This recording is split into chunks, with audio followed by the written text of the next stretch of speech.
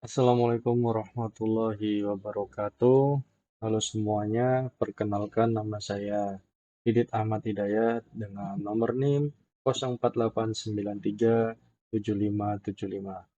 Saya dari UPBJJ UT di Samarinda. Pada kesempatan ini saya akan mempresentasikan hasil dari tugas tutorial 2, yaitu yang bertema analisis perbandingan Pancasila sebagai dasar falsafah negara, ideologi negara, dan sistem filsafat. Kita sering mendengar ketiga istilah ini, namun terkadang sulit membedakan apa fokus dari masing-masing sudut pandang tersebut. Dalam presentasi singkat ini, saya akan membandingkan ketiganya dari tiga aspek utama, yaitu yang pertama definisi, yang kedua fokus utama atau ciri khasnya, yang ketiga contoh penerapannya dalam kehidupan nyata. Mari kita mulai dari aspek pertama, yaitu definisi. Apa bedanya Pancasila sebagai falsafah negara, ideologi, dan sistem filsafat? Yaitu pertama sebagai dasar falsafah negara. Pancasila adalah fondasi filosofis berdirinya negara Indonesia. Ia adalah sumber dari segala sumber hukum. Sederhananya, ini adalah dasar tempat kita membangun negara. Yang kedua, sebagai ideologi negara. Pancasila adalah kumpulan gagasan dan nilai yang menjadi pandangan hidup atau way of life bangsa kita.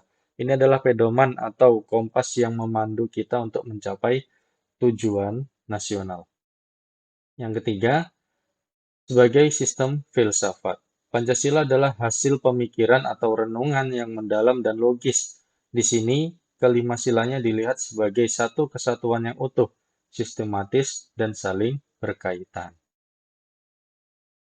Jadi, jika filsafat adalah fondasi hukumnya, ideologi adalah panduan hidupnya, maka sistem filsafat adalah cara berpikirnya yang utuh.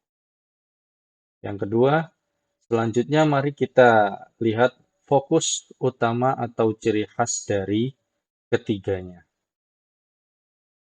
Fokus dasar falsafah negara, yaitu adalah pada aspek yuridis atau hukum, sifatnya normatif dan mengikat secara hukum bagi semua penyelenggara negara dan warga negara.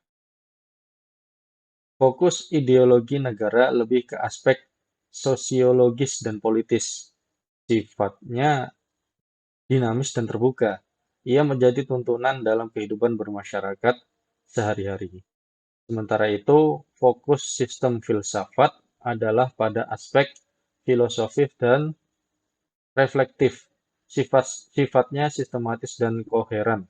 Artinya, kelima sila itu tidak bisa dipisah-pisah dan saling menjiwai satu sama lain. Selanjutnya, perbedaan ini menjadi semakin jelas ketika kita melihat contoh penerapan yang nyata. Contoh falsafah negara.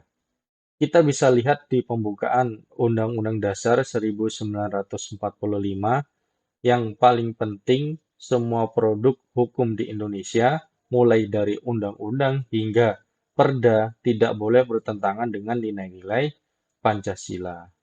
Contoh ideologi negara.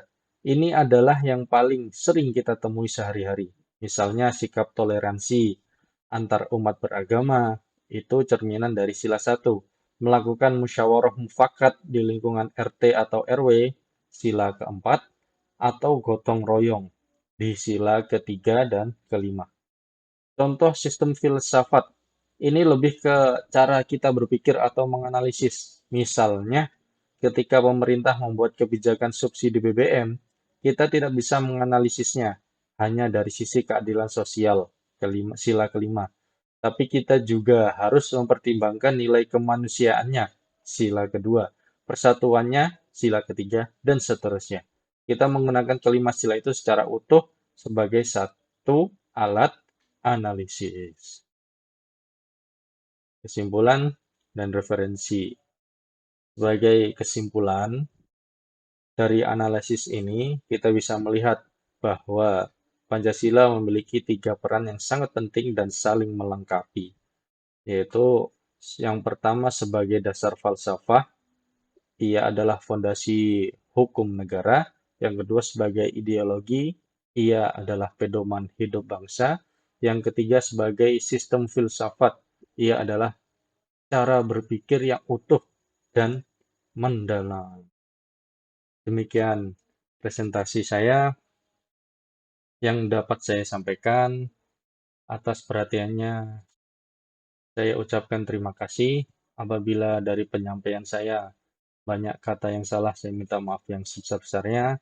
Saya akhiri, wassalamualaikum warahmatullahi wabarakatuh.